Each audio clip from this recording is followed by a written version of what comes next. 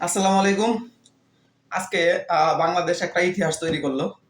এই দীর্ঘ ১৫ বছরের স্বৈরাচারী শাসন, মানুষ ভোট দিতে পারে নাই, স্বাধীনভাবে মত প্রকাশ করতে পারে নাই, কোনো কিছু মানে নিজের দাবি দাওয়া কোনো পেশ করতে পারে নাই। এই সরকার মানুষের একদম কোণঠাসা বন্দি করে রাখছিল। শেখ হাসিনা যে আমাদের স্বৈরাচার সরকার, সে যে দেশ থেকে পালাইলো, পালানোর পরে এই বঙ্গভবন থেকে মানে যে যা পারছে, যেভাবে পারছে সব নিয়ে একদম চম্পট। কেউ কম্বল, কেউ মাছ, কেউ মুরগি, কেউ হাঁস, কেউ ছাগল, কেউ খরগোশ, যে যা পারছে, চেয়ার পর্যন্ত, শাড়ি পর্যন্ত রাখে নাই, যে যা পারছে নিয়ে চম্পট দিছে, সব নিয়ে গেছে ওইখানে।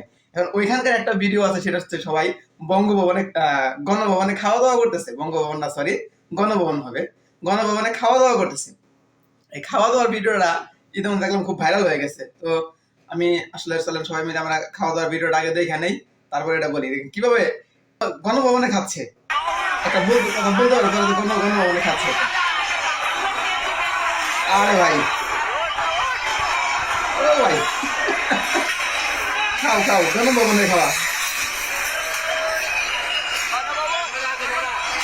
ভাই রে ভাই, সব খায়া শেষ, যে যেভাবে করতেছে। হ্যাঁ, খাও। এটার একটা আসলে আলাদা একটা কি আছে, আনন্দ আছে। এটা মানে একটা যুদ্ধ জয়িত, এটা একরকম যুদ্ধ জয়, যুদ্ধ জয় করে খাওয়া দাওয়া করতেছে। এটা হাসিনার আসলে একটা তার ভাঙা জবাব দেওয়া, ঠিক আছে? হাসিনার এটা আসলে একটা জবাব, যে বেশি বাড়লে আল্লাহবাক বলছে যে মানে বেশি বাড়া ঠিক না, পর্যায়ে মতো থাকা উচিত। বেশি বাড়ছিল হাসিনা, আসলে এমন এমন কথা বলছে, ওর কথার কারণে মানুষ অতিষ্ঠ হয়ে গেছিল গা। আর এই পড়াশোনার ক্ষেত্রে যেটা, পড়াশোনা মনে করে তো শেষ করে দিছিল একদম। সে যেখানে যাবেন সেখানেই বঙ্গবন্ধু বঙ্গবন্ধু বঙ্গবন্ধু, এই করছে, এই করছে, এই করছে। আর কেউ দেশে কোনো মুক্তিযোদ্ধা ছিল না, কেউ কিছু করে না, শুধু বঙ্গবন্ধু করছে, সব বঙ্গবন্ধু।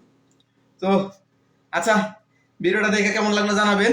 দেখা হচ্ছে পরের কোনো ভিডিওতে। আসসালামু আলাইকুম।